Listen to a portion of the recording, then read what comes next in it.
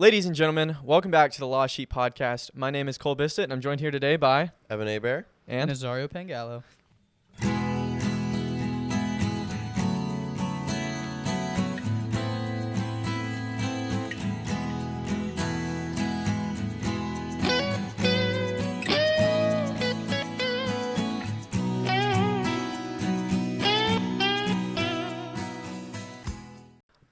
welcome back to another week, another episode. If you're wondering why we're wearing the same clothes as last episode, it's because we are recording two this week. So this is episode number 47. Real quick, before we get into this next episode, we're going to talk about, please like the episodes, like our reels, follow us on Instagram, follow us on Spotify, follow us on YouTube, all these things, subscribe, comment, all these wonderful things. Our YouTube is actually doing extremely well at the moment for our last two things. We have like a couple comments that I would like you guys to help respond to and everything. So Thank you guys so much. We love to hear your input on our episodes. We love to be able to reciprocate with you guys and talk to you guys and develop this conversation, because that's what this is. This is just a big conversation. So you may be wondering who this person is sitting next to me. I met him when I came here to Bama Catholic my sophomore year. He was actually abroad, I believe, freshman year. And so we were really pumped to have him on. Would you like to introduce yourself? Thanks, Cole. Yeah. My name is Sam Sompyrac. I'm a senior at the University of Alabama, studying finance from Knoxville, Tennessee.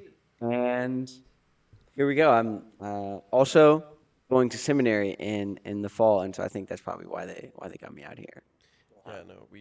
That's exclusively. That's pretty much the only character trait we desire. We look for guys that are going to seminary, Right. And then we have them on the podcast. That's Because excellent. it makes us feel better about ourselves not going into seminary. Yeah. So Wonderful. It's Hey, a good coping mechanism. don't cut yourself out, Nazario. Yeah, really. Father Mugaga, I went to dinner with Father Mugaga last night, and it was me and Malachi and him. And he kept telling us, he was like, hey, you never count out seminary until you're married. And then even then, who knows?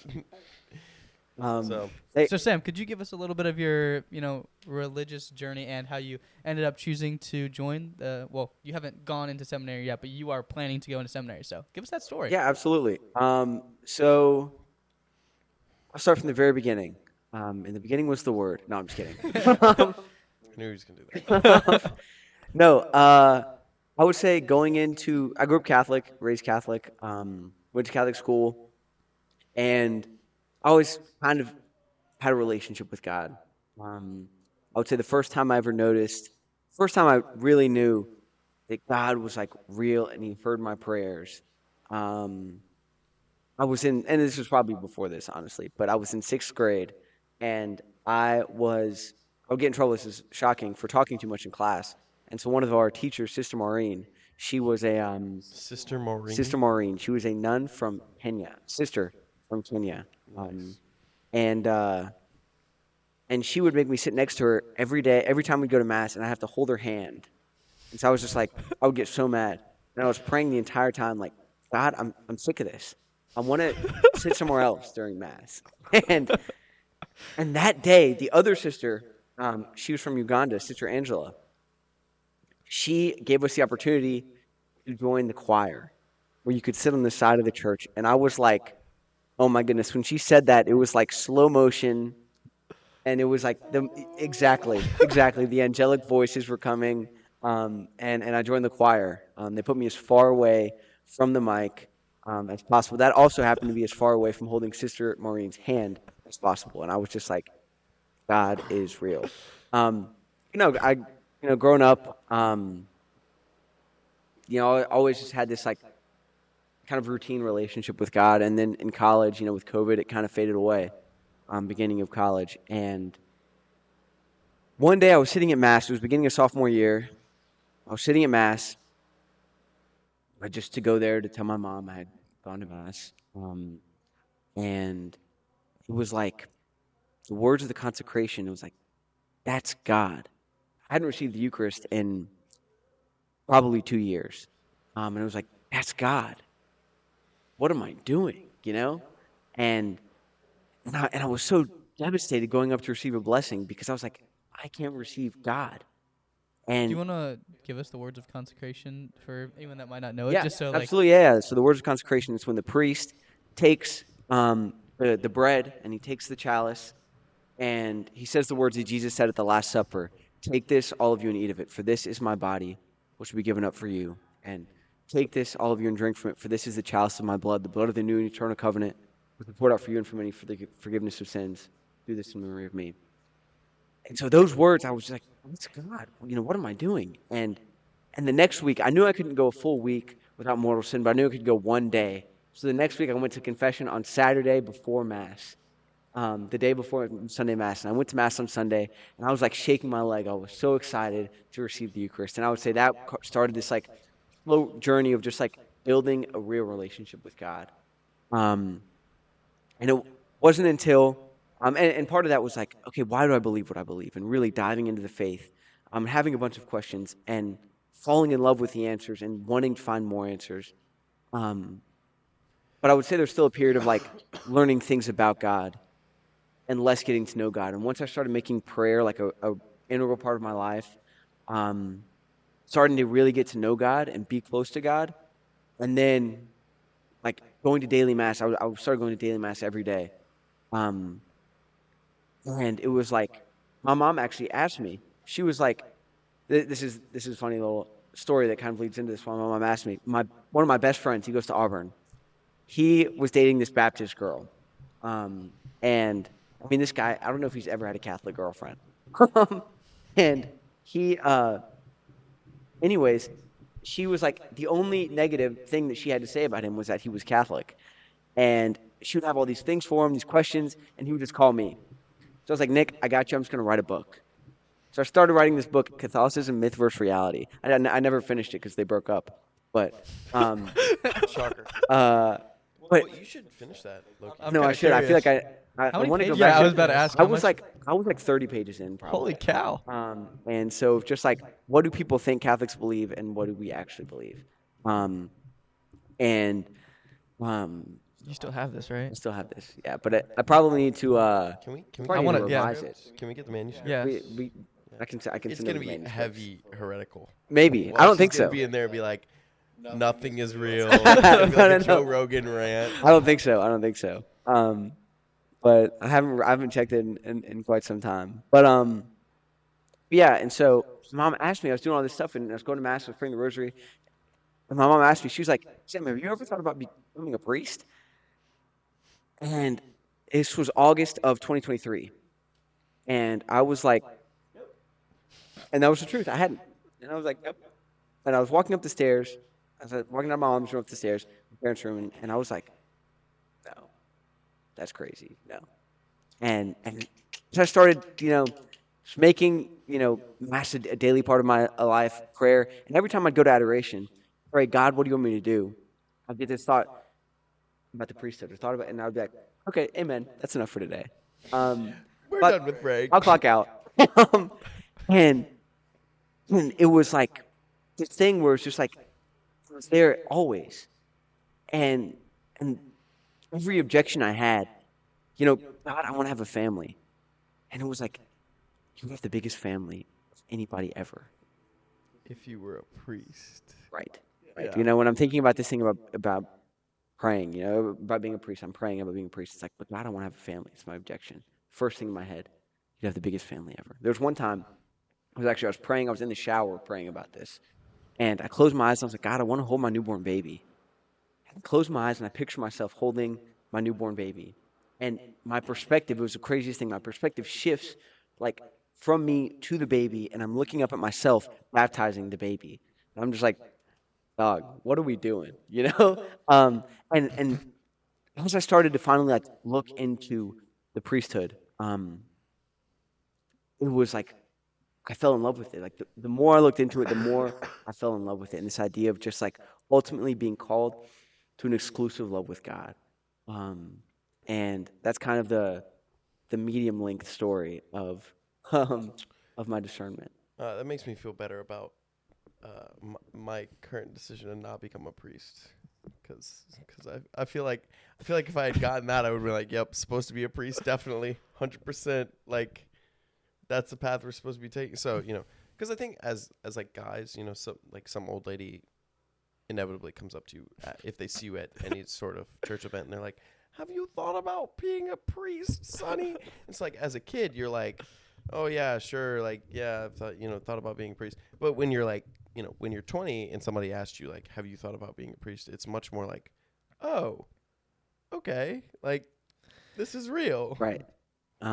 Actually, a crazy thing. So you would think the old ladies I'm a home parish in Knoxville, Tennessee, St. John Newman Catholic Church. One of the old ladies actually after daily mass was like, "Oh, like you're just so faithful and you go to mass all the time." And I was like thinking she's like, "Oh, have you thought about being a priest?" Thought she was gonna ask me that, and she was like, "I have this friend. She's 21.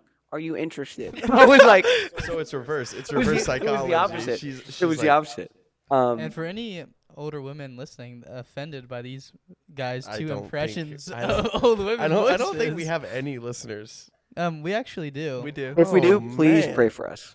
Yes. But We're well, extremely what I was gonna prejudiced, say apparently. is I think the reason that situation is such like a common thing is because like when I think we're looking at like the elderly in a sense, when they see youth in the church and people who are young actively striving towards Catholicism, it's like this like, oh my gosh, it's like this, what's the word for like a diamond in the rough, basically. It's like, oh my gosh, this is a teenager college student who's like pursuing Christ. And it's like at some point they don't see that a lot, especially like because I mean, let's talk about Holy Spirit Mass at 6:45 in the morning. It literally is just like the Sabin crew and then all the old people, and they're awesome. Absolutely. But they love us. Like they love talking, and I mean, sure you can expand Yes. on that. Oh my goodness. And I will say the moment that you let them know, well, by the way, if you're thinking about seminary, this is A plus, for sure.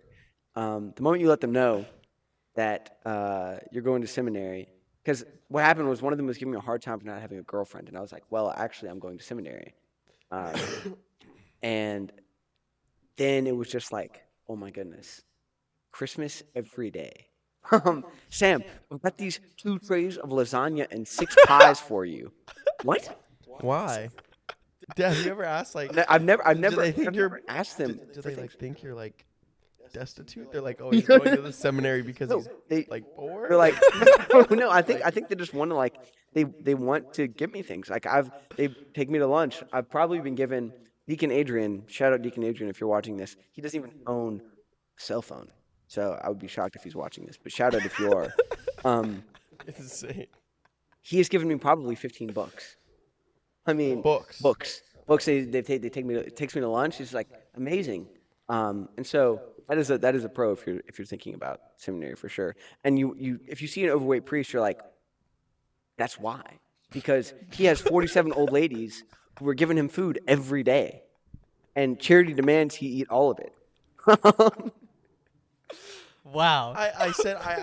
Okay, so I again said this exact same thing to Father Mugaga, who was approaching his 3 years in Tuscaloosa. And I was like, Father, you should come to Houston. You'll be over at my family's house like every night. And he was like, I would be 300 pounds. So sometimes I do wonder, like, because even our priests, right, like in our home parish, like I feel like every night they get invited to someone's house. Like if I ate a home cooked meal, like we cook our priest a home cooked meal every single night, I would be a 400-pound priest. Right, and Father Tom and Father Mugaga are in good shape. I mean, they're active. Father Mugaga plays basketball with us at Search. Like a So. demon, like an absolute. And I played pickleball with Father Tom a couple times. Yeah. He's a dog. His hand-eye coordination, really? yeah, it's really good. Yeah. Well, but he was an athlete in college and stuff like that. Not like a collegiate athlete, but like he was a fit guy. Like I have no idea. It's a great question. We should ask him. We should ask him. I know he played baseball. We should get Father Tom on speaking to of tell us about collegiate this. baseball. Yeah. Oh man. I forgot. Sorry, it just came straight good to. segue. Quote Okay, after this. that's good. segue. That's good. Yeah. Collegiate baseball. I actually had the pleasure of playing collegiate intramural baseball. Softball. Softball. Slow-pitch Sorry, softball. intramural slow pitch softball This is a very important with designation for him. with Nazario. Nazario. Well, it was. I mean, I think it would be better if he explained what happened. Yeah. Yeah, You I want think- me to explain? I think your this? side of the story is a lot more Nazario, engaging. how did the game go? Yeah. Okay, so yesterday, well, for about Wait. about a Can you week- talk about the build up to about? Okay. Yeah. So okay. Bama Catholic, that's who I play for. We'll get to Sam's team's name in a little bit because it's pretty original. And so we got a first round bye. No idea how that happened, but I look at the first round and I see that the 1 seed is playing the 16 seed. But then I come to find out that the 16 seed is Sam's team, which we'll get to the name eventually. We got to keep building it up. And I knew they were playing last Thursday, but of course I was watching March Madness if you've listened to our previous podcast. And I get a call at about probably 9:30. I think the Duke-Arizona game was about to start. And I get this call. It says Sam. And I'm like, what in the world is this dude calling about? He's like, Nazario, you ever heard of David versus Goliath? He's like, tell me, he's like, have you ever heard of these crazy things? And he's like, well, tonight, it's the top of the 4th inning. We're down 15-1. And, they generously just get out for us so that we can hit one more time. Yeah, and you know what happened next? We scored 15 runs to walk off the 1 seed, 16-15. I'm like, holy cow, what is happening right now? And then the next day, I'm sitting in Save, and I see Sam walk in, and he goes to talk to one of our friends, and all I hear is him go, you guys have heard of David and Goliath? And I'm Exactly. just dying. So they walked, so for a week, Sam and I are just getting hyped for our softball game against each other, just trash talking. I'm like, yeah, you're not ready. We'll see what happens. And so in the first inning, we were the home team. Like, all right, we'll get 3 outs, go hit. In the first inning, they scored, count them, 3 touchdowns, 21 runs. I thought it would never end. It was the worst inning I've probably ever been a part of. Final score finished out in 3 innings. Gracefully, thankfully, they stopped us from playing. 30-2, Bama Catholic lost to the Milkmen. That is Sam's team name, the Milkmen. And Sam, what do Milkmen always do? Yeah, you touched on it, and you started touching on it right there. And what I love to say is that pizzerias make pizza. News anchors, they tell you what's going on in your town, and milkmen deliver. And so that's all we got on that end. Is that did you played baseball in high school? Yes. Right. Okay. Is that the heaviest you've ever lost anything in your life? I mean, including football games. 1,000%. The worst. I called my grandpa after because I was hyping the game up to him, and cold nose Johnny, and he usually laughs at everything. He didn't even get a laugh out. He was like, "That is embarrassing." I will say the Milkmen. We've had a pretty good run this year. We won the men's competitive basketball, and we won by 27 in the championship. The competitive league. And that's crazy. And we won by 28 in our second round softball game. I mean, You're not supposed to be able to score anywhere close that's to 28 almost in a that's baseball almost game. a basketball mercy rule. I just want to. But anyways, this is completely he had to beside have the this point. in I there. just so. had to bring it up. So, you've brought us a quote today. Do you want to intro it and tell us a little bit about where you found it and your initial thoughts on it? Yeah. So the quote today is St. Augustine, and many people have quoted him after it. But work as if everything depends on you, and pray as if everything depends on God. And I was actually thinking about this in Mass earlier today. Really, before coming into this podcast, when Cole and Nazario had initially asked me if I wanted to be on, I was very honored. But I was thinking of quotes, and I was like, I can think of 1 trillion quotes that are amazing. And I even went to Needs to be our Nazario. quote generator. I even went to Nazario, and I was like, what are we kind of looking for? What do we think? How can I narrow this down? And he was like, when I think of you, I think maybe of a quote like on something about service. And so that was kind of what geared me towards this one, was a quote on service, like, work as if everything depends on you and pray as if everything depends on God. And I think that very specifically applies to service in my mind, where it's just like the first thing I think of is how, like, maybe the difference between philanthropy and charity. And we can touch on this later, but like, philanthropy is working as if everything depends on you, and that's it. And nothing more. But charity is when you also pray as if everything depends on God, and that's kind of what transforms our work into actual fruit and good things. Quick question for you. Growing up, Sam, were you a person who enjoyed service? Like, were you the one that said, hey, Mom, I'll go do the chores, I'll take the trash out? Or were you, like, the complete opposite? Is this kind of like God making a little little joke like, hey, this is the kid that never wanted to help people, never wanted to do anything, and now he's being a priest? Or was it something that was always like in your life? That's a valid question. That's a good question. No, I think that I've always been attracted to service. I would say maybe less attracted to taking the trash out at home.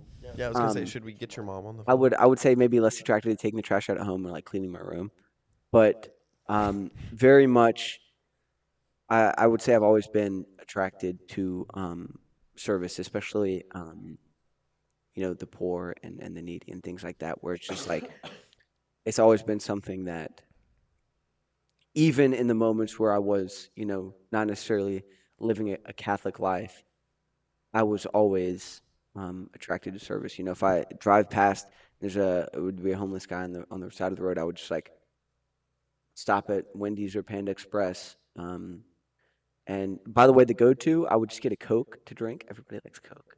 So, but maybe you would think Diet Coke. Maybe I don't know. What do y'all think is the go-to drink? Maybe we don't talk about this. Water. Water could be it. Could be water.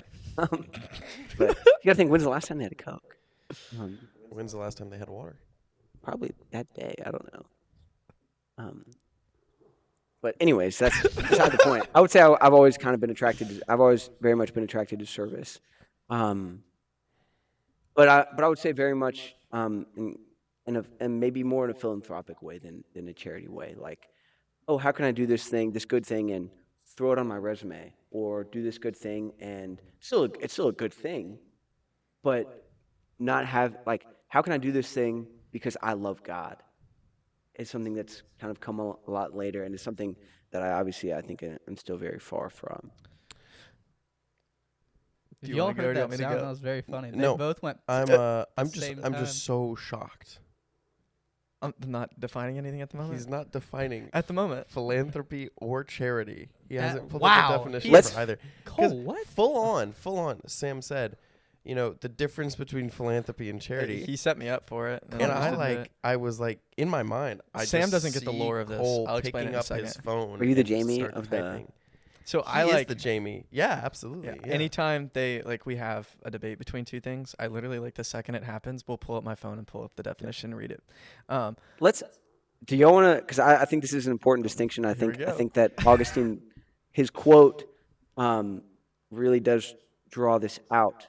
Do you want to? Let's see. Because I think can we do initial thought? We'll do initial thoughts. Well, and then we'll go to philanthropy versus charity. I was gonna ask one thing real quick, and maybe it would have been better to hold this off. But I was gonna ask, what makes acts of service so important and so special? I would say right off the bat is because we are called to be like God, and God is the source of love, and acts of service are a gift of love. You are giving of yourself, and that would be right away what I would say.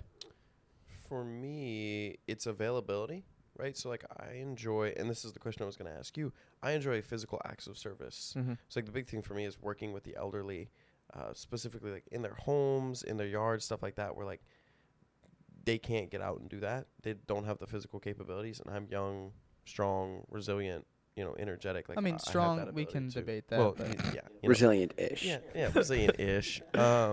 Yeah, but availability for me, people, I like to serve people where I know that they can't, I know they need help in this area, and again, there's a spot for service and food and charity and, stuff like that, right? I'm not taking away from that, but my preferred is that, Well, speaking on that type of service, you're involved with a really nice organization that does exactly what Evan's describing. Would you like to plug? You're giving him a platform. He's called me 3 times. We already last night served him up just slow pitch softballs for days. We're just gonna continue that. Well, yeah, he's called me. He's called me 3 times. Evan, next year when I'm not here, when I'm in seminary, I'm gonna need somebody to do verb kind. So give us. We'll do a quick pitch on the verb kind. So the verb kind, we're a group that goes into the juvenile detention centers and just hangs out with the kids.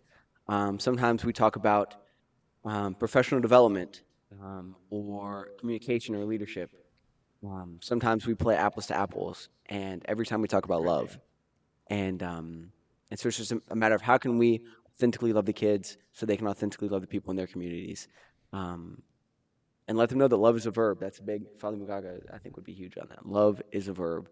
And so that's, verb kind. And you can just, we'll throw something in the comment section. Maybe I'll go in there and comment on how to get involved with verb kind. But yeah, that's it. Also, QR code. Bing, right here. Yeah. QR code. That's up to you there, sorry. In the editing. Yeah, that may be above our technical capabilities at this moment. It's okay. We'll figure it out. Anyways, all right. So we're going to define service and we're going to define philanthropy. Which ones would you guys like first? Charity. And charity? You want charity? I would say, because I think service, and maybe before we even jump on that, when you were saying what is the importance of service, I think very much both of what they were saying, like, it's a manifestation of love, and I think the biggest manifestation of that love is not when you give money, but when you are there giving time and like authentic interaction, and especially filling a need that you can fill that the people who have that need literally cannot do. But I would say that the most important part is, who are you serving? And I think every single time our answer should be Christ. When we're serving the elderly, or whoever we're serving Christ. There's obviously in Matthew chapter 25, everybody knows it, separates the sheep from the goats, and he says to the sheep, he says, "Come, blessed of my Father, for I was hungry, and you gave me to eat; thirsty, and you gave me to drink; naked, and you clothed me." And he goes on all these things. And whatever you did to the least of these, my brothers, you also did to me. And so it's like this passive identification of Christ. It's not like if a poor person does something, or like a hungry person or a thirsty person does something, it's done with the authority of Jesus. It's not like that's how they are Christ, but it's like whatever you do to them, you are doing to Christ. And so I think that is the essence of like, why is charity important? Mm-hmm. Why is service important? Because who are you serving? Yeah, I think especially highlighting the word time. I think time is the most important part about service. Like, your time is extremely valuable. Like, we're told all the time is money. It's in the work world, like that's what it is. But time is also the ability for you to give your full attention and love to something other than yourself in a moment. And that something other than yourself, like you're saying, is God, right?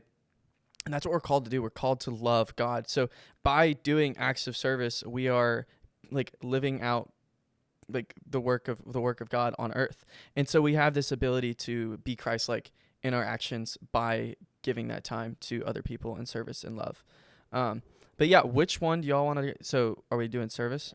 So I would say philanthropy and charity are the two words we're looking for, and I don't think that Google is going to give us the difference that we need, which is why we like to do it. This is perfect. Yeah, this gives us the ability to criticize, not criticize, evaluate. We like to do it from what?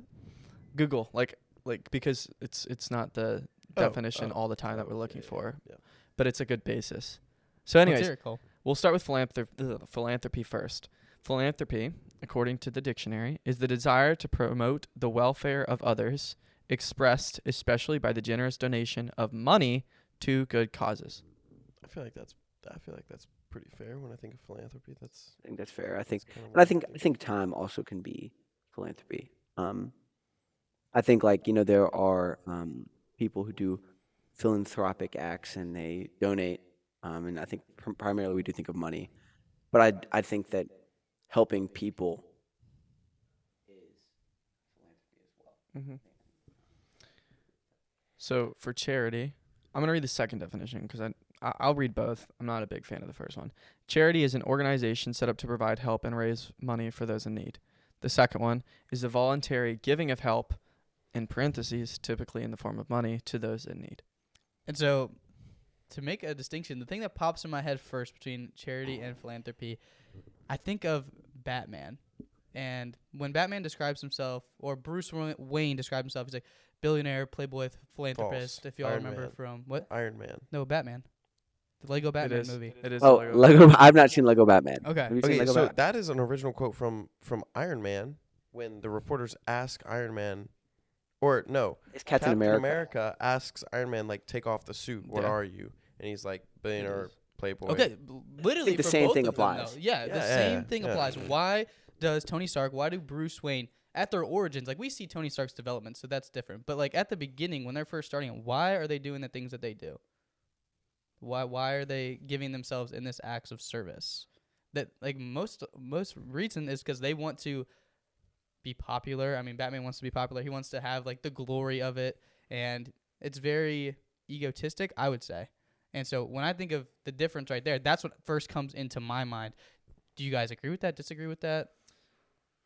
Am I misreading what you're trying to get away with philanthropy, or? I think that is not necessarily what I was getting at, but I think that plays. It's like doing it for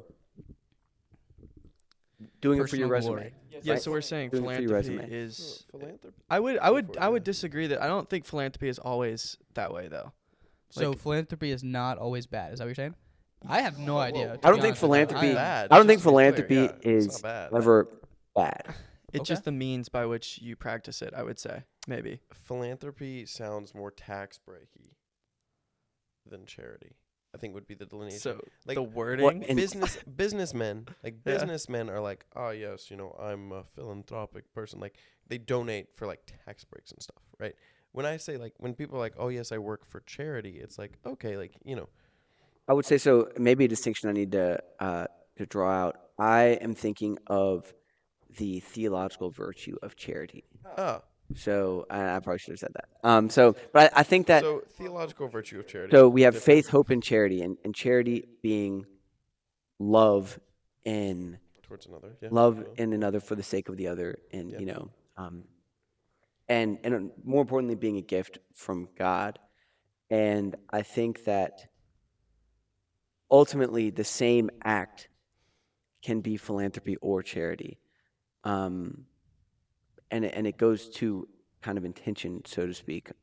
My favorite example, and you guys, I know at least two of you have heard me give this example, but at the search talk, but is the feeding of the 5,000 with a little kid when he gives the 5 loaves and 2 fish to Jesus.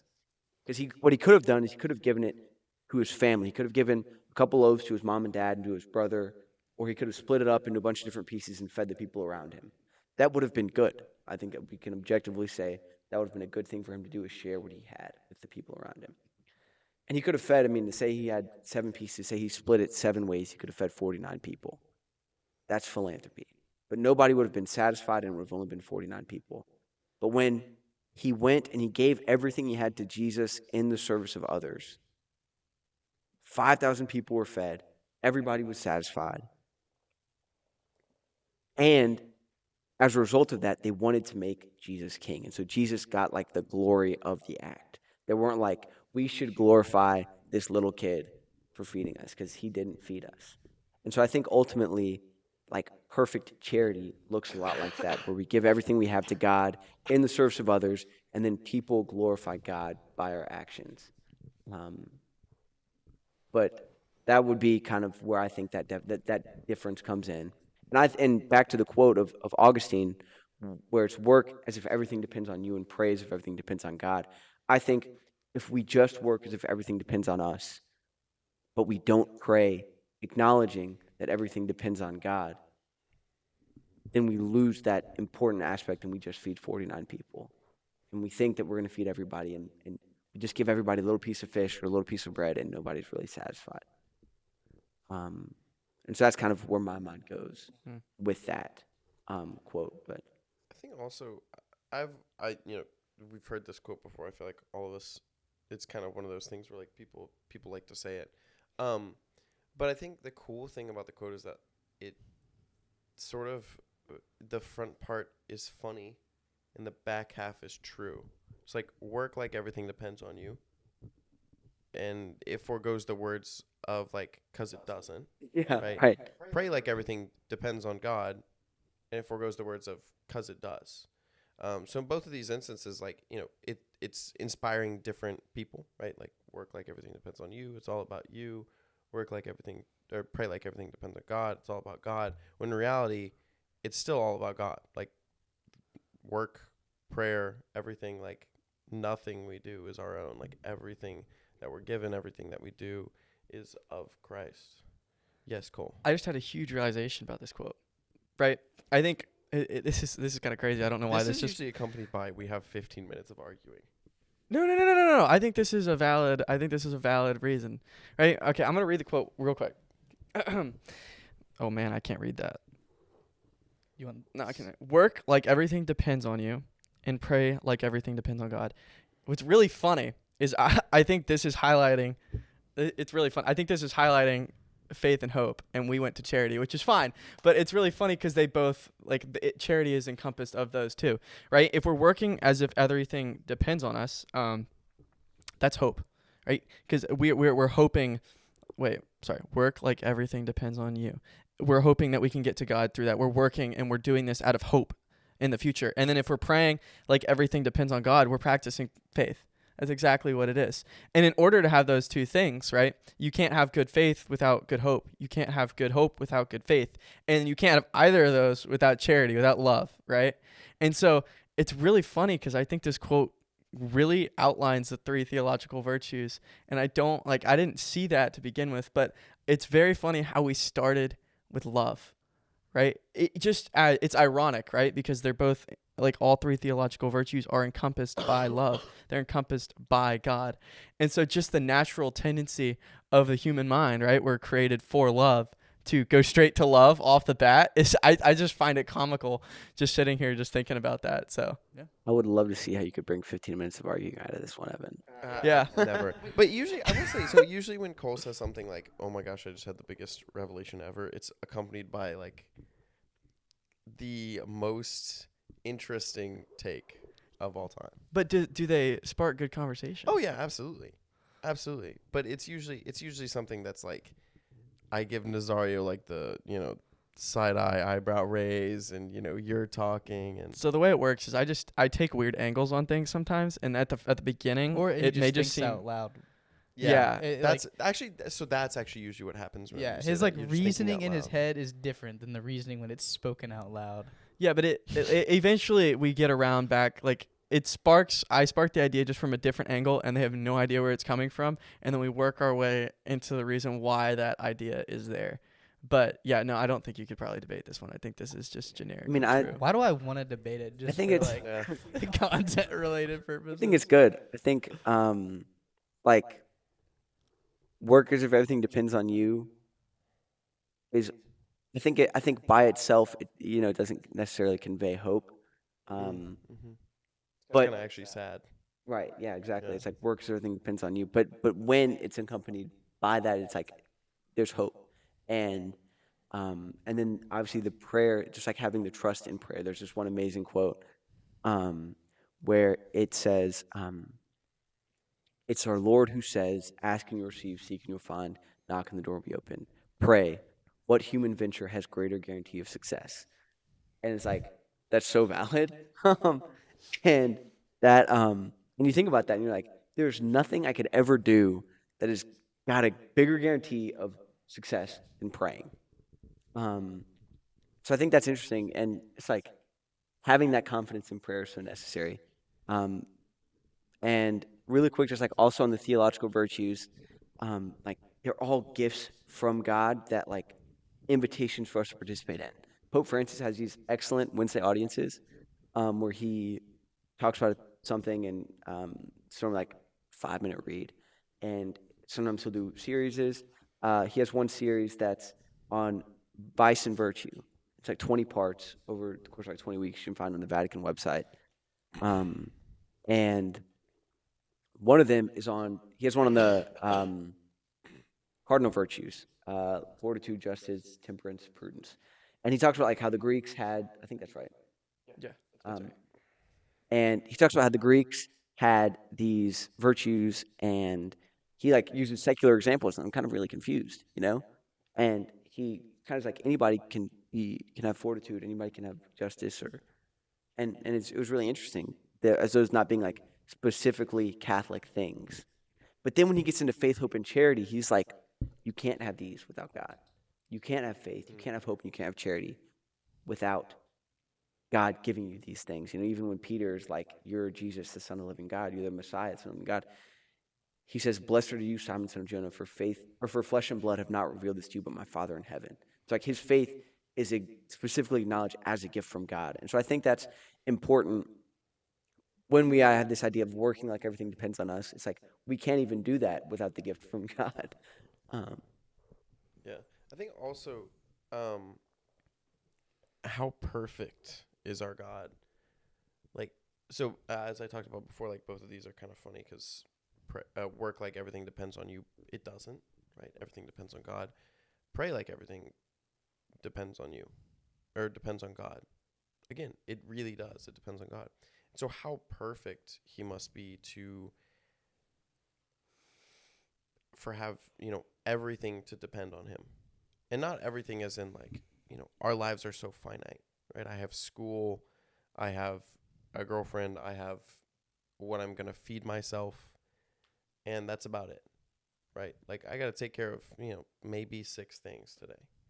And so like everything in the entirety of the universe, each individual, each organism, every single little action depends on you. How perfect must God be for that to be the case?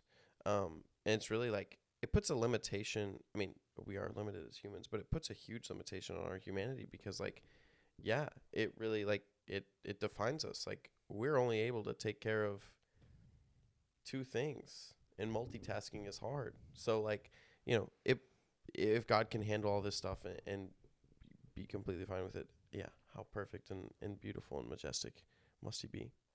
Yeah, that's why, as another one of the virtues, I believe, is humility, and why we need humility so much, because even though it says work as everything depends on you, as you've said multiple times, it definitely does not depend on us. And I like to think of how certain things like point us to the Trinity. Like the Trinity is so mysterious, but we know that like somehow God and the Son, they're 2 different persons, same God, and then like the Holy Spirit is their love in this, and it's like, so we don't understand how it works, but it's always this giving and receiving of love between each other, but it's never one side, it's never one way, but it's a sharing of love so perfectly exchanged. And then we think about our prayer, and it was like, wow, like I'm praying right now. This is so amazing that I'm able to give this to God. And then you think about, wait, I can't even begin to pray until God gives me the invitation, which he's always inviting us into prayer. Like, we don't just start our prayer. No, we are just accepting an invitation from God. And you're thinking like, wow, this is like a crazy, like circular thing. How is this being shared? And then we think about the Mass. We're offering sacrifice. But wait, we're giving our time. But we can't do that without God also giving himself in the Mass. And we're receiving God through that. But then he's also receiving us by our giving. And it's just this whole point to the Trinity of the exchange, the constant giving and receiving and sharing of love. And it's really incredible how all these things work, but they all, as you said, depend on God. And because he is, what is God? God is the Trinity, and God is a constant sharing and giving love. It's this circular thing, and it's kind of weird to think about sometimes, but it's crazy how it works. It's really neat because I've noticed this trend that we've been on of things in 3s. The good, the true, the beautiful, faith, hope, love, the Trinity, Father, Son, Holy Spirit, and how you can't have each of them without the other, but they're also all 3 in one. Like they all depend on each other, if that makes sense too, which is so neat how we've kind of naturally just, for some reason, like I'm like in awe of how we've just flowed for the last like 4 episodes, because I feel like we have like naturally, like with this one, how we just went straight to love immediately, and the tendency of our brain, and we just like proved the desire for love like immediately. Like this is, it's ladies and gentlemen, look no further if you're looking for the proof of the desire for love. Yeah. And so it's Lost just, it's Sheep neat. podcast. I just see it, like I can visually see it right now, and it's just kind of neat. So And it's just like, just what Evan said, like, wow, our God is so incredible. Like when you think about that, like how he just, he didn't even have to, that's the even cooler part of it. He didn't even have to sit there and think like for a billion years, how am I going to construct the world so that all of this works out in this certain way? It was like, no, it just happened because he said, I create the world. I create human beings. Like it just happened. He didn't even have to think about it because he is that incredible that it just, boom. Like he didn't, wow.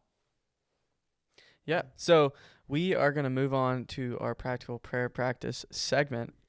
Sam had like 5 different ones on his mind. About it. I'm looking at his face Yeah. now. I don't think he's. Yeah, I don't know if he's decided about it. So. I was going to follow the invitation of the Holy Spirit. No, just see what I was just gonna see how our conversation was going. For the practical prayer practice, I would say for the practical prayer practice, spend a couple of minutes at the end of every day doing an examination of conscience. Pretty much every saint, like who's ever, I don't know, like given advice. Yeah. I'm sure there have been some who have given advice that we don't have today, but I'm sure that their advice involved an examination of conscience. Just like if the goal, and you think about, okay, when you think about an examination of conscience, for all of you Catholic listeners out there, you're thinking, okay, before I go to confession, I examine my conscience. I've got that little piece of paper. What are the sins I committed? And I think it's more than that. You go at the end of the day and you're just like, it literally takes 5 minutes. And you're just like, what were the moments where I encountered God in my life? And just list them out. Maybe you have one moment. But what was that moment where I encountered God in my life? And then what are these moments that I'm thankful for?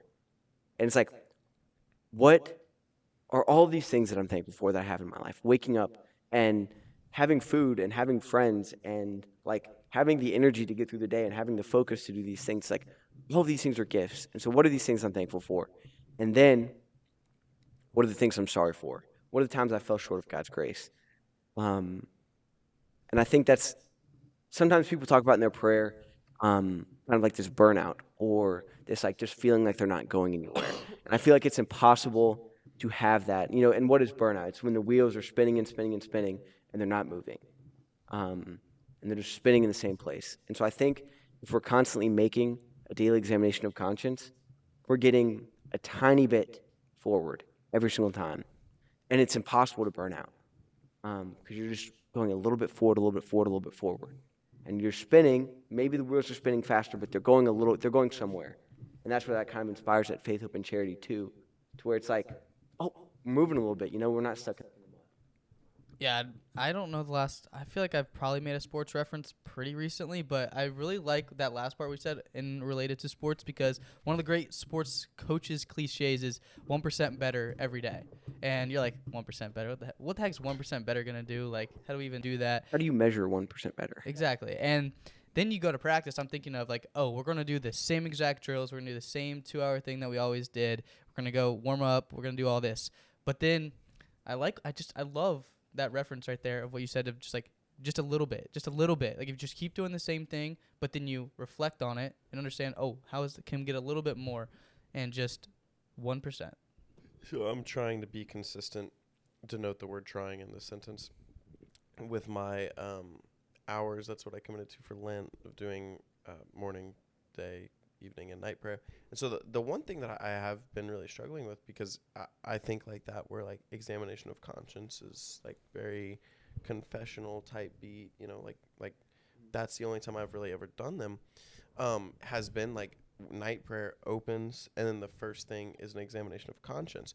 And so like I had to go look at like what are you actually supposed to do for an examination of conscience, because it's one of those things where the only time you really contact it is during confession, and at that point you're examining your conscience for like confessable things, and so you're not really doing a full examination of conscience. But when you go back and read, it's like, no, like the full point of an examination of conscience wasn't only like, here's all the terrible things I've done, but also like, here's where God's worked in my life.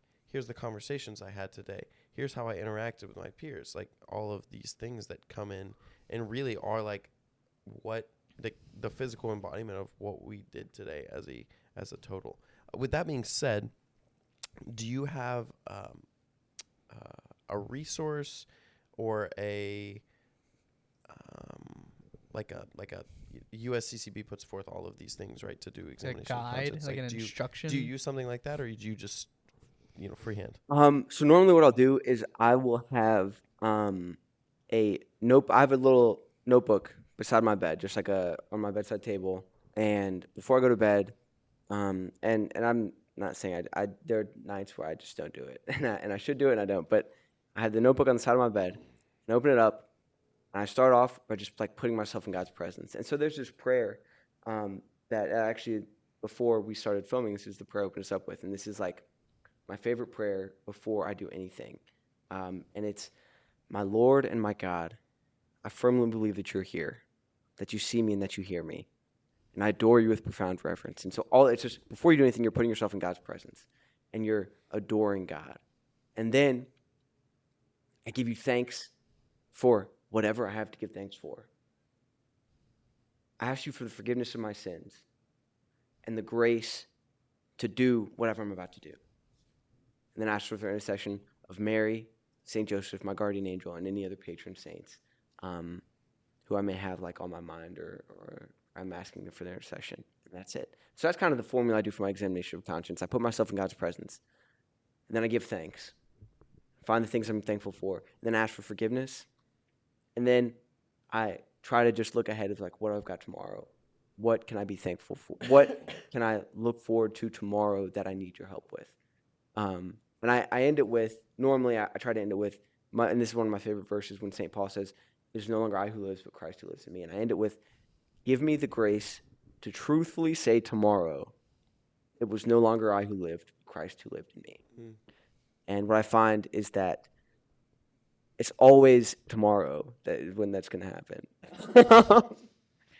And it's like, I can say this. And he's like, no, tomorrow. I'm like, okay, fine, it's tomorrow. He's like, no, that's tomorrow. And so I think I'm going to be saying that prayer if I keep with it for a very long time. Rest of my life. Yes. I will definitely be going back and re-listening to that part to write down on my own little notebook. Yeah. Thank you. Okay. So also brought a shepherd of the week, very close and dear to our hearts, I think, as kind of our local shepherd. But take a swing at it. Go ahead and tell us who you brought and why and what they do. So our shepherd of the week this week is Taylor Vincent, the campus minister for Bama Catholic. He's one of the campus ministers, and he, I think, epitomizes what it means to be a shepherd. As far as like, actually in a Bible study last week, we were reading with our guys. We were talking about the Good Shepherd, and the Good Shepherd lays down his life for his sheep, and his sheep know his voice and they recognize him. And obviously Jesus being the good shepherd. But in his role as campus minister, I think Taylor plays a specific part kind of in that ministry of the good shepherd, where he knows us and we know him. And when he doesn't know us, he wants to know us. He desires to know us. One of my guys was stopping by Saban. He had never been to the Saban Center before. And he was like, I met this really nice guy who knew something about the Pelicans. And he was like an adult and he had kids and stuff. I was going through people and he's like, no, he's an adult. And I was like, oh, Taylor. He's like, yeah. And then I go to Taylor a week later and he's like, oh, yeah, Harlan. And he, shout out Harlan if he listens to this. And he's like, wow, like he remembered his name and it was like crazy. I was like, that's insane. Yeah. We actually have a men's discernment group at the university. By the way, if you're listening to this and you're thinking, dang, I'm discerning priesthood, the religious life, or I just think I might be discerning it, reach out. These guys will know how to get involved with somebody. Is powerful. I'm going to say. Yeah. And so I would say. I should clip that and just put it, just zoom in on your face as he's talking about it. Yeah, please. But like Taylor last Sunday invited the group of discernment guys over to his house and we played pickup basketball in his driveway. And we had lunch and it was just like, he's got a hoop. Yeah. On the, right above his little like garage area. Oh, on the roof. Okay. And Taylor had us all over. And it's like, that is, just, I think it's like kind of being a shepherd where it's just like getting to know the sheep, but also it's like, it's very easy when you're talking with Taylor for Christ to be the center of the conversation. And that doesn't mean he's the topic of the conversation, but he's always the center. And it's just like, I think he does an excellent job as our campus minister, and he's just very real and always looking out for us. Shepherd of the week, look no further, Taylor Vincent. Yeah, this semester he's been very adamant about trying to play students in pool or ping pong. That's what we have at the back of the Catholic Center. And he's like, whoever wants to play, like, let me know. And as you said, talking about Christ being the center of the conversation all the time, he does a great job of, like, while we're playing, he'll just, like, bring something up, talk about something with Jesus randomly. And I think that's just another great way, another great example of incarnational evangelization, which I am blanking. Did we talk about that in this episode or the one with Gio that we just did 2 hours ago? We just talked about that with Gio. Okay, because I was thinking about that. And just another great example of incarnational evangelization. Is he good? He's pretty good at pool, ping pong. He is a pretty good player, but when you match up with the 4 of us, it's a little bit different. We're pretty sweaty. So are you good at ping pong? I'm good at ping Sam's pong. pretty good. I would say I have a ping pong table at my house, and I swear you're gonna think this is the dumbest excuse ever. The net at my house is lower, and so I'm really good at my house, and I'm bad everywhere else. I'm not bad everywhere else, but I'm just like more mid. Yeah, that sounds like it sounds like a whole there. Right. Yeah. It sounds like a bad excuse. Yeah. And I acknowledge that, but The last thing I want to touch on about Taylor that I'm actually kind of shocked y'all haven't brought up yet is his example as a father. Oh yeah, he is a wonderful dad. From what I've seen, I have no idea how it works outside of Bama Catholic, but just I'm watching, guess he's a great dad. Yeah, I'm going to gonna assume he is based off of that. just the way he carries himself as a father at Sabin. But watching him walk around with his kids, holding their hands, and they're like the most precious things ever. By the way, it's like it's the sweetest thing ever, and I'm like, oh my gosh, like kids are so awesome. So actually, Taylor just texted. Oh my gosh. And said, on a general note, just thinking about and praying for y'all extra today. Always thinking about y'all more when everyone is gone. Hope you have a good weekend. Please let me know how I can pray for you individually right now. And that What a shepherd. literally What a shepherd. 2:03 p.m. right now. It's honors. It's we have honors day, so there's not a lot of students here, but just what a shepherd. what a guy. So And even when he's talking about him being a father, he's like, the other day he was with this was yesterday. He was with Joseph, his youngest son, and his only son.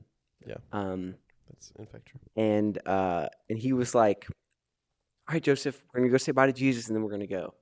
And it's like the importance kind of like, okay, we have to leave, but we can't leave before we stop in the Adoration Chapel and say hi to the Word of God, who is God, to whom all things were made, the creator of the universe, Jesus. It's like, I'm going to plug this right now. If you're ever, especially if you're a student and you're walking past the St. Francis Adoration Chapel and you're like, I'm going to bow and do the sign of the cross, and I'm not going to take 11 steps, maybe 12, maybe 3. I don't know how close you are.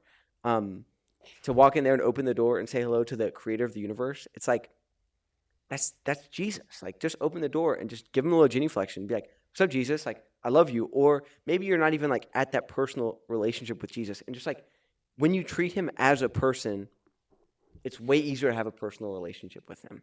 I think about Sam got me hooked on doing this, and the other day, I forget really if it was funny. this morning or if it was yesterday. Yesterday. Cole and I were walking by, and so when no one's in there, the veil is over the monstrance, and so I opened the door and the veil's over it, and Cole said something like, "Oh man," or something like that, like upset. I said, "Dang it, he's not right there." Yeah, and so just which he is, but just not. Just a slight plug of appreciation for Sam giving us this idea to always open the door. It is very, very awesome to just, you literally open the door and it's like, oh my gosh, like it's actually Jesus right there. You're kind of like, holy cow. It's really funny because when you open the door, it's kind of like peekaboo. Like you just immediately you see it, like, and you're like, whoa, he like right there. And so when we opened it, it was like the funniest thing ever when it like was not the monstrous wasn't right there. And so you're just like, I was just laughing. I thought it was really funny. You're also always playing the game of like who's in here, because like Caroline and I will sometimes go in there to say evening prayer, like midday or whatever, if we're around, and like we'll pray it out loud, and it's always awkward when we're like praying out loud and somebody walks in and we're both like can we continue to pray out loud? Do we have to be quiet? Like, is this person chill? And so like the other day, Alex walked in with Maria and like turned around and I was like, we can keep going. Keep praying. But yeah, it's interesting. I don't know. I think it depends maybe on the duration of what you're praying. Like if you're like, if somebody walks in and you're like, first joyful mystery, you might just want to pray that one in your decade head. one. But yeah, we're gonna move on to our little last segment. We're gonna give our I final. have a question to get the final thoughts maybe brewing a little bit. Oh. This could be, I don't know if you guys will be like, oh, we've talked about this or not, but what is, so when you're doing your acts of service or yeah, like you're doing acts of service, acts of charity, loving others. What is the goal or outcome that we are seeking through those acts of service? Oh, I'm absolutely hoping I get paid. Okay. No, I'm joking. That was God, I got it. I'll let Yeah, you guys go. that's I'll let you guys go, and then give your preliminary thoughts as co-hosts, and then I'll do you get what I'm wanna- do you thinking. wanna go I can first? go. Yeah. you I'd go say first. like my immediate I would say in a working environment it's different. Like your acts of service. Well, you should have a certain level of pride for your company and like want to do better. I don't think work is service, really. I'd say you're still serving What the a- company. What a debate to get into an hour into the Yeah, episode. probably we not. can't- we yeah. can't start But yeah, that one now. anyways, in that sense, yes. Next time. Yes, like you're working for money. But like I'd say my goal as just general service, whether it's volunteer work or just helping out, it's to practice love. That's my goal. Mhm. I want to be able to practice that, be able to grow with that, and then build the relationship with God by practicing love, since God is love. And so that's my immediate thoughts when I think of like what my goal is in service. Increase the general human condition and work towards the common good. I know we've talked about common good because I taught it to you, CST. But yeah, if Most we're people might not know what yeah, CST so means. Catholic social teaching talks about as Catholics we're supposed to work towards the common good of our fellow man, and so service for me is doing that, right? I have a lot of good in my life. Like I have a lot of things that I'm very grateful for, and so if I can use those things, whether it be my time, my treasure, my car, my whatever, right? If I can use those things to work towards the common good of mankind and also the common good of my random man singular, then that's a betterment of the world, towards the praise of God. Yeah.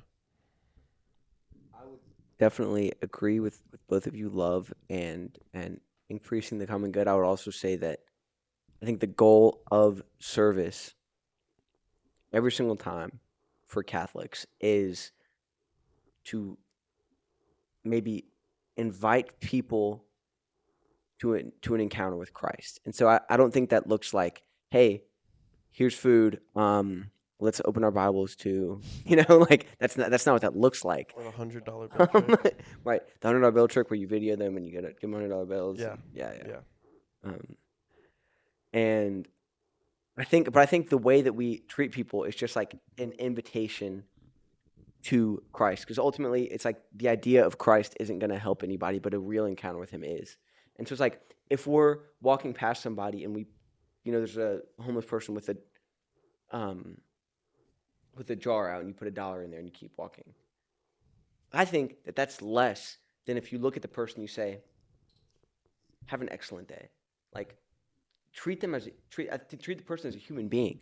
And I think it's like we see Jesus doing that. There's when he heals there's a lady with a hemorrhage and the whole crowd's pressing in on him and she touches his cloak and he's like, who touched me? She was healed, but he wasn't satisfied with just knowing that she was healed, right? And he stops and he has the face-to-face with her. So I think the face-to-face with Christ is the key of all of our interactions of service. It's like we're being Christ for Christ, to Christ. We're going to these people and they are Christ. Whatever we do for them, we're doing for Jesus, but we're also supposed to be Christ. So I think it's a really beautiful interaction of like we're being Christ for Christ. Philip Neri he was a saint in the 1500s. He was known as like the apostle to Rome, which is crazy because there have been a lot of apostles to Rome. And that's like I think his nickname. We can fact check me on that. But Jamie, no, I'm just kidding.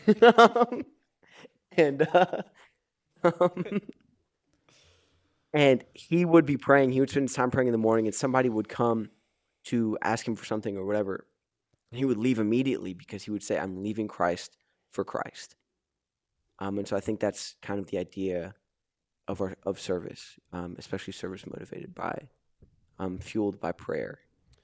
Philip Neri, known as the second apostle of Rome. Apostle of Rome. The first, of course, being most likely Peter. Got to be Peter. Yeah. And another biblical story to add on to what you were saying is when Jesus, I forget which healing it was, but basically he says before he heals the man, he says, your sins are forgiven. And then the Pharisee goes, "Who are you to say this?" And Jesus goes, "Is it easier to say your sins are forgiven or to tell him to pick up his mat and walk away?" And so it kind of goes into what you're saying about like what's more important, helping someone like a poor person getting out of poverty or leading them to true treasure in Christ's kingdom. And so just like what's more important, like getting them to heaven or helping them out of their life of poverty. Also, both are definitely good. Yes. So you should help in both ways if you can, but and oftentimes, I mean, especially at least as college students, like we're not in a position to get them out of poverty, you know? And that is like, I think there are beautiful things about the social work aspect of the Catholic Church, where they have these systems in place, Catholic Charities, Vincent de Paul Society. There's all these systems for people to go through to encounter the help that they need. Because it's like realistically, if we give somebody $1, or if we stop by and we get them a meal from McDonald's with a Coke or water, McChicken with water, or a McDouble with Coke, whatever you do, you're not changing. That meal is not going to change their life. I mean, I guess it could maybe, but it won't be the food. Christ. But it would be the encounter with Christ. It would be the encounter with Christ that changes their life. Yeah. So how can you facilitate that? And I think this is just like modern evangelization. If you're in the United States and you were to knock on somebody's door and say, "Hey, do you know who Jesus is?" They would probably have a couple answers. One, yes, I know who Jesus is. I don't want what you're selling. Two, I don't want what you're selling. And three, they just close the door and don't say anything. Telling people who Jesus is isn't going to cut it, but showing people who Christ is how you evangelize people. And so I think in our service and in everything. We just talked about that. We literally just did. Yeah. Okay, I just had deja vu. Okay, so final thoughts. I have a good thoughts. conclusion. If y'all want to have your final thoughts before I close it, unless y'all are all happy with where we're at with everything. I feel like if there's a sponge with everything in, like that is a dry, very dry sponge. There's nothing left to squeeze out of this thing. A lot out. We're good. Okay. I've got nothing. Yeah. Okay, cool. So just to conclude everything, you remember to plug the YouTube and everything. I know, I'm getting there. Okay. I got it. Don't worry about it. But Check just that he's to gonna do it. conclude everything, especially on the acts of service, I think what we're trying to get to as a whole and as a goal with this conversation is the importance of being Christ-like. And that's on your shirt, bro. Yes, Christ-like. This is the front of our T-shirt, Christ-like, and in the back is our podcast. So remember, it is only like $20 on the channel, so it's in the bio.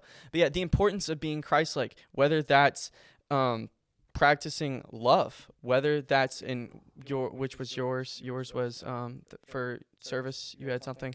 Helping the elderly. Helping the elderly. Serving. Yeah, service. Just in general is fellow man. The common good. Common good. Love, humility especially, and I love that I keep coming back to this word. You know, to be Christ-like is to be humble, to put yourself in a position where somebody is more important to you in that moment. And so the act of service is an act of humility also. So, thank you guys so much for listening this week. Remember, follow, comment, subscribe, anything you can. Instagram, Spotify, Apple Podcasts, YouTube, all these different platforms are available to you and are at your disposal. And one last thing, we want to thank you, Sam, for coming on this week. It has been I want to thank you guys. Honor. This has been a pleasure. I'm very honored. It was a great episode. And as we get closer to episode 50, keep an eye out for giveaway. Oh, yeah. So the giveaway has been released, and I will keep posting about it continuously. If you want to be entered, and you can still be a part of the giveaway, even if you've been on the podcast before. Yeah, and so what it is it's a T-shirt, Lost Sheep Podcast T-shirt, one of our bracelets, which I know we give them out for free anyways, but we're going to give them out again. And then we have a Bible cover. There's a women's version, which is more feminine, and then a men's version, which is more a masculine look. And so if you want to enter that, you have to go to, I have posted a reel on TikTok. I have posted a reel on Instagram, or I guess a TikTok on TikTok, a reel on Instagram, a short on YouTube. And the way to do it is to like whatever reel TikTok short it is, comment /tag 3 friends, repost, and follow. and you will be entered, and we are announcing that, I believe, on April 13th. And there are currently like 18 entries. So your chances are still pretty high of getting in. So if you want to hop in on that. I'm going to be all over that. Okay, perfect. So yeah, remember that. I'll keep posting about it so y'all have a reminder. Other than that, buy our shirts. Thank you so much. God bless.